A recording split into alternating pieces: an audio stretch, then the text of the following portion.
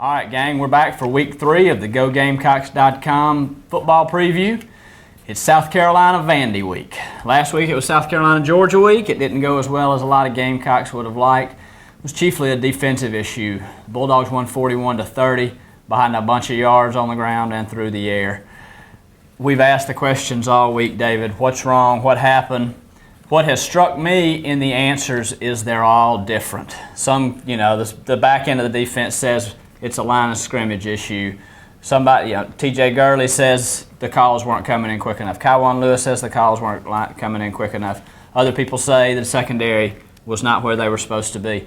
I think that's probably an issue I'm sure that's an issue they've addressed. It's an issue that they've got to get fixed going into a game against Vanderbilt. It's not necessarily a team that scares you a bunch, but it's a team that if you don't get your internal issues squared away, could beat you. Sure, yeah. And, Vanderbilt's coming in here, Josh, is, a team that is still riding that we're Vanderbilt and we don't get any respect kind of phase, although they did win 9 games last year. Different Vanderbilt team, lost a lot of talent, had a very nasty and well-publicized off-the-field case before the season that they're still kind of reeling from. I'm kind of curious which Vanderbilt's going to show up. The one that gave up 39 points at home to Ole Miss, which is a good but not a great team, or the one that, took care of business last week against Austin Peay and won 38-3. Not sure which one's going to show up, but, if South Carolina doesn't get its defensive issues fixed, could be a long Saturday night at Williams-Brice. And you speak about showing up. For me, that's the key for the Gamecocks, is to show up early. Whatever you've decided to do about your defensive issues and any issues you might have, make sure everybody's committed to it and go in a full steam. No hangovers from the Georgia game. No more, this guy says it was that and that guy says it was this. Here we are. Let's get off to a good start. Don't let it linger. If Jordan Matthews catches a big pass early, if there's a blown assignment, if there's a turnover, then all of a sudden last week starts coming back into your head a little bit. Nip that in the bud. For me, that's the key. A good early start. No big breakdown. No big mistake that's going to allow you to think, we've got bigger issues than we thought we did.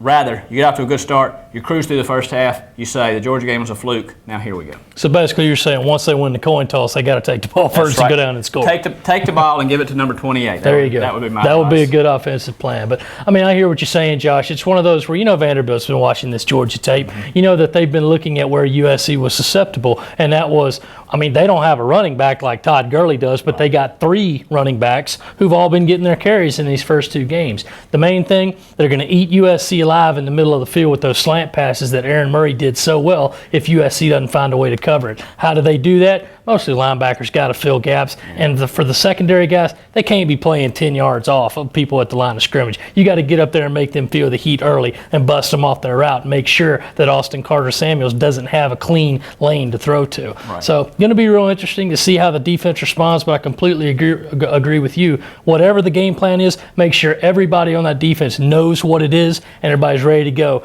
And hopefully they can get Cedric Cooper back on the field this week, because I have a feeling that's going to be the big piece. He's a guy that can call out alignments and really get everybody organized in the middle of that field. And he's a guy that I've spoken very highly of. I think he's going to be a really good player. Can't seem to catch a break on the injury bug. Certainly you look at the way that game went last week, and they could have used a guy like Cooper. He's not necessarily bigger than those other guys, but he's a strong guy. He's a rangy guy. He looks like a guy who can be a run stopper for you, and they certainly needed a run stopper last week.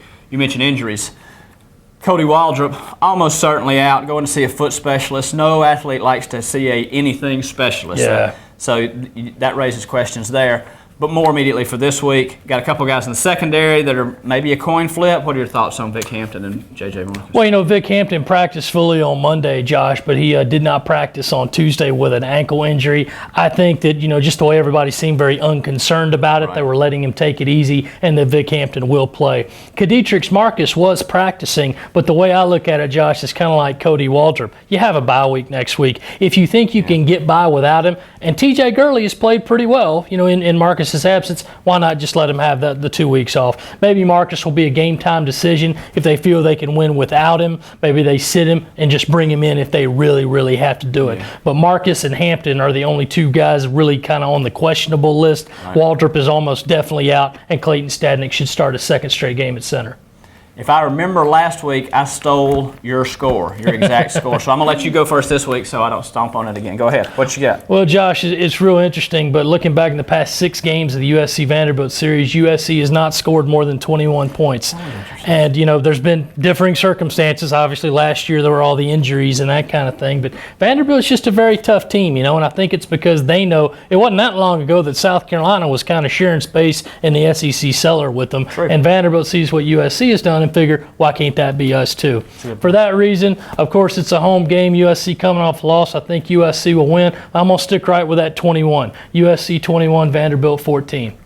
I think I'm going to buck that trend. I'm going to go with a Gamecock win. I don't think this is not a Vanderbilt team that, for me, from the offseason has looked like a real threat to South Carolina. But I think they'll maybe score a few points. Going back to the point I made about starting early, if they get on a little roll, Steve Spurrier's going to step on the gas. Sure. A, because he likes to step on the gas. B, because he knows that maybe this team is a little fragile. Maybe needs, if they can, to roll a few touchdowns on somebody. I'm going to go I'm not going anything crazy, but I'm going to go 30-20. I think that South Carolina can score some points. I think Mike Davis is going to help with that. I think we may be looking at the start of something special with number 28. But we'll see Saturday and come back Saturday night. We'll have all the updates. In between now and then, we'll have plenty too. We'll see you at Williams-Brice on Saturday night.